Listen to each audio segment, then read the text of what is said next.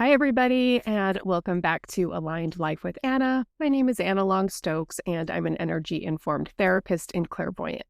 So, in today's episode, I wanted to break down the topic of being an empath, and in particular, what it looks like when you are not an aligned empath, i.e., sometimes I call this a sick empath.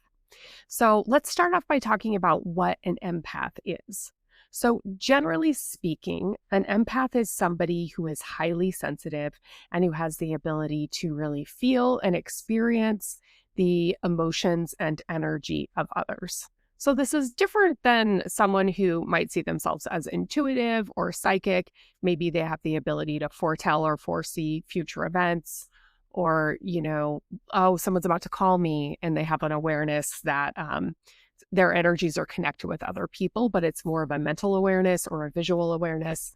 To me, that really is a different category than somebody who is more empathic, who has a heightened feeling space. So, as someone who has spent a lot of my life doing energy work and kind of looking at the visuals of what this looks like energetically, I will say that empaths tend to operate from their second chakra, and our second chakras are this place of feeling. And so a lot of empaths truly actually feel the energy and emotions of people around them. So, what is a sick empath? Well, I'm going to go over some of the signs that you or someone you love is a sick empath. But generally, a sick empath is someone who has all those sensitivities, but they haven't learned how to not take on the energy of others. So it's one thing to be in a room with people and be able to feel the energy or kind of read the energy of the space. And it's another thing to actually take it on. So the way I look about that is like, let's say you go to a party and you can see that somebody in the room is not having a good time. And you can go, oh, okay, that's too bad that person's having a bad time. That's kind of a normal person's reaction when they're in a group setting. An empath, on the other hand, might literally feel whatever's going on in that person's body that is making them unhappy. So they might feel that depression, they might feel that anxiety, and they might not know, this is a big thing, they might not know that that feeling they're experiencing in their body is not their own. So if I was the empath walking into the party, I would, let's say, show up and feel depressed and anxious, but I was just picking up on the energy of that person in the room as opposed to really being in my own experience. So let's dive in and talk about some indicators that you or someone you love is a sick empath. Okay, so one of the telltale signs is that you get really fatigued and you don't know why. Um, I know this is really broad and this could be so many things, but what I have noticed with myself and a lot of other empaths is if you are kind of moving through the world, picking up other people's energy, one of the most common symptoms is that you will just feel burdened and tired a lot of the time because that energy will, it's not your energy, but it's sitting in your space and it's creating some friction. It's creating some stuckness. Energy likes to be in movement. So if it's not in movement, you might be feeling some fatigue. And this can be a good indicator that, yes, you're an empath, but you're a sick empath because you haven't figured out yet how to get rid of all that energy that's not yours. And I have to say, as someone who's been an empath my whole life, it was not until I got a good energy clearing practice into place that I knew how to handle this. I would handle it through like uppers, like coffee, but I always felt tired. I remember I was napping all the time, and it's like I'd go to the doctor and get these tests done. It's like nothing was wrong with me, but the energy was what was wrong with me. And obviously that we're not at the point where that's showing up on any medical tests right now. Oh, your energy's off. No. So it wasn't until I started to really understand my empath ways and what to do to clear my energy system and keep it in movement that I found a solution for myself. And so I'll see this with other people too. Fatigue.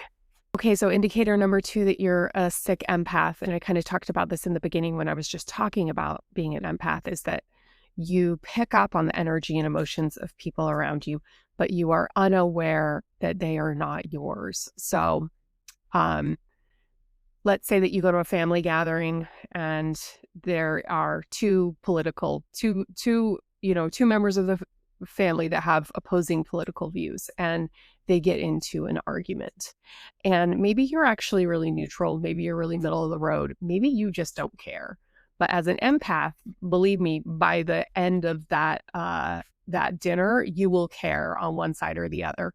You will feel the conflict, you will feel the heat, likely from the most energetically intensive person.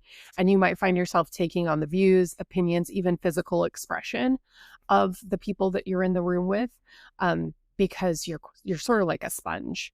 And so sick empaths tend to kind of maybe cling on to the energy, which can even look like beliefs of other people, and feel like it is their own.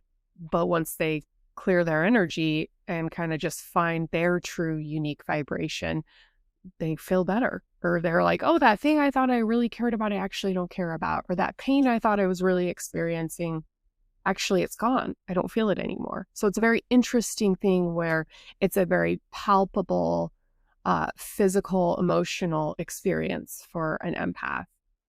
So when you're sick and you're taking that on and you're feeling that from people around you, you can tell that that's not a great quality of life. If you ask me, and you can ask me because that was me for a long time, and it's not a great quality of life.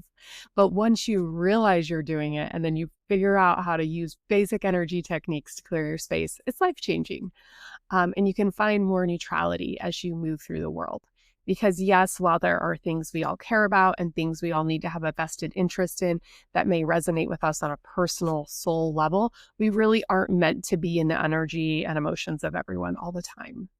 That's quite unhealthy. So another thing you see a lot with sick empaths is that they withdraw socially. So maybe they really avoid groups, avoid parties, even maybe avoid one-to-ones. It can be that they are aware that those situations don't make them feel good, but they aren't aware what to do about it. So the way they handle that is through withdrawal. Um, I had a good friend like this for years, and it led to her canceling a lot, which ended up impacting our friendship.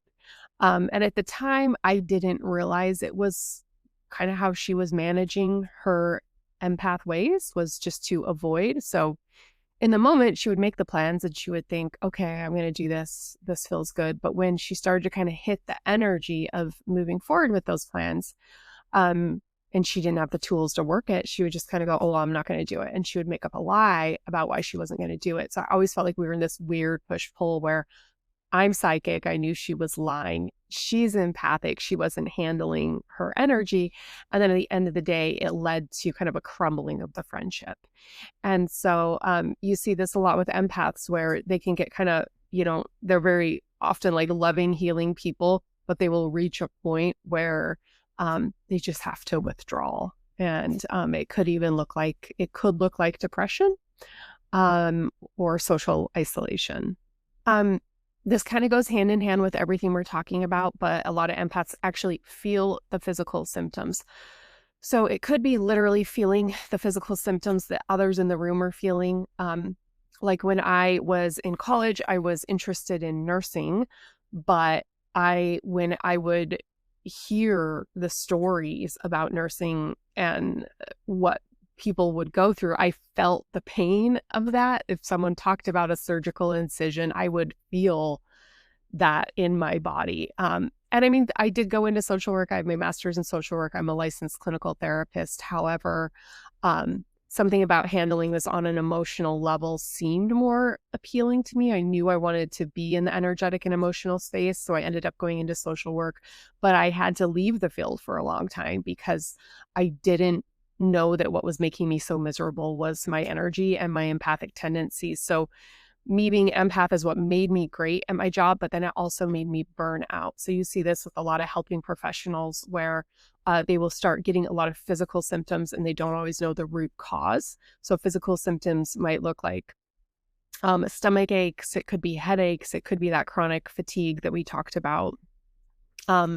It could literally be feeling the pain of the people that they go and work on if you're a physical therapist or a doctor. I do find, again, a lot of empaths who are in these fields, they either have to learn how to manage their energy and clear it and control this ability, because it's a sensitivity and it can be a superpower, or it can kind of get in the way of what you want to do in your life, like it did with me for a long time. So physical symptoms are another way that might be an indicator that you or a friend are on the edge of that sick empath category. Okay, so another indication that you are a sick empath is that you just have a super heightened awareness when you are out and about in the world. Um, the way this is such a random thing, but the way this would show up for me and still sometimes does is, like, let's say I'll go to a restaurant and there will be a waiting list. And maybe there's a host who's kind of clearly managing the situation, but maybe they're not taking down names yet.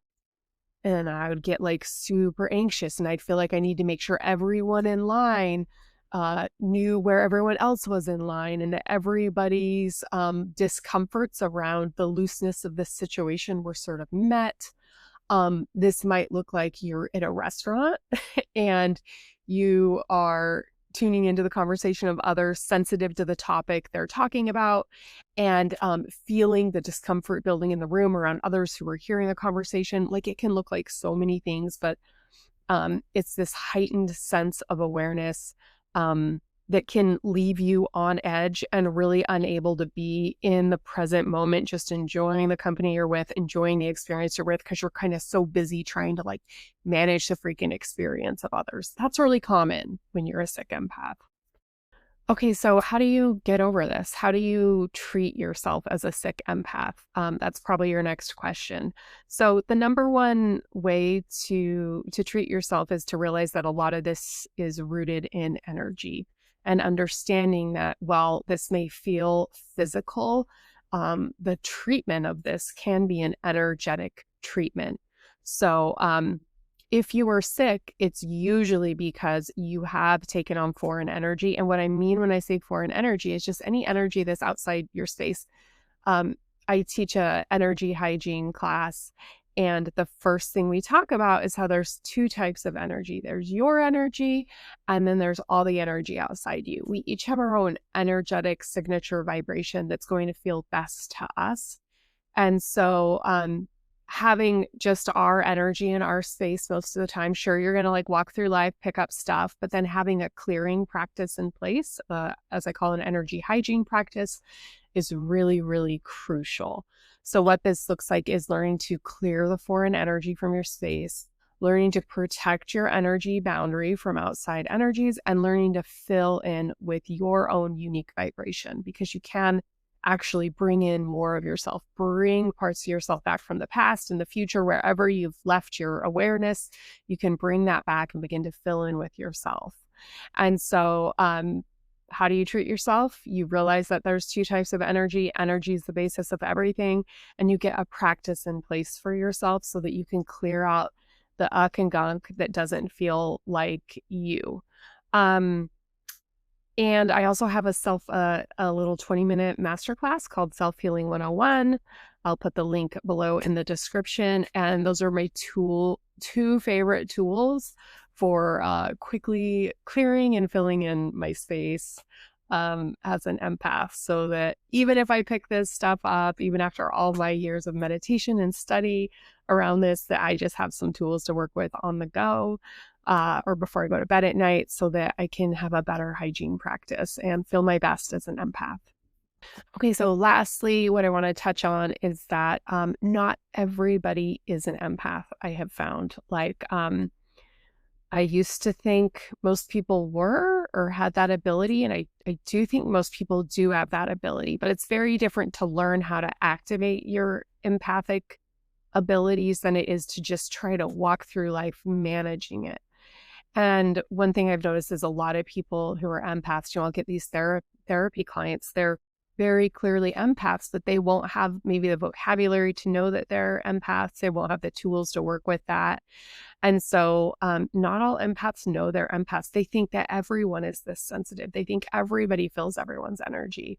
And what I want you to know is that you can you can live a good life as an empath. If you're one of these people who really resonates with this video and you feel like you fall in the line of feeling like a more sick empath, I want you to know you can work with your energy and learn to cultivate it and clear it in a way that feels really good. You can learn to use those empathic abilities for the betterment of your own life and the lives of others. I, for many years, kind of tuned my empathic space down and relied more heavily on my sixth chakra, my third eye, which is that sight. I went through extensive clairvoyant training and I learned to really be in that space, which is a very neutral space. That's a really cool way to like move through the world and see things from this neutral energy.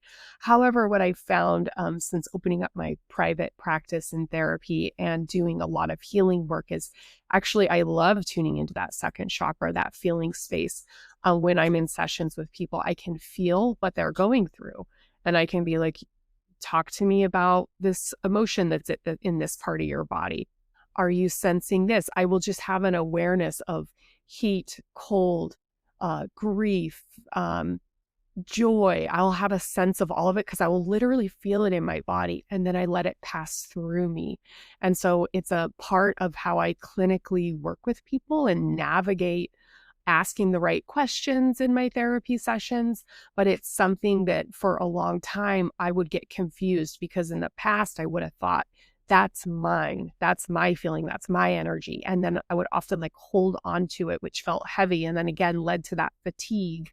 So I just want you to know if you're somebody who feels like you're a sick empath or out of alignment as an empath, that there is a way forward.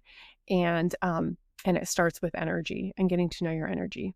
Okay, so thank you so much for watching today. And if you have any comments about how being an empath has impacted you in your life and maybe some techniques that you've used to help yourself, feel free to share in the comments. And again, link below for that free self-healing masterclass where I'm sharing a couple of my favorite tools for working with your empathic abilities and clearing that energy from your space. Okay, thanks everyone. Bye-bye.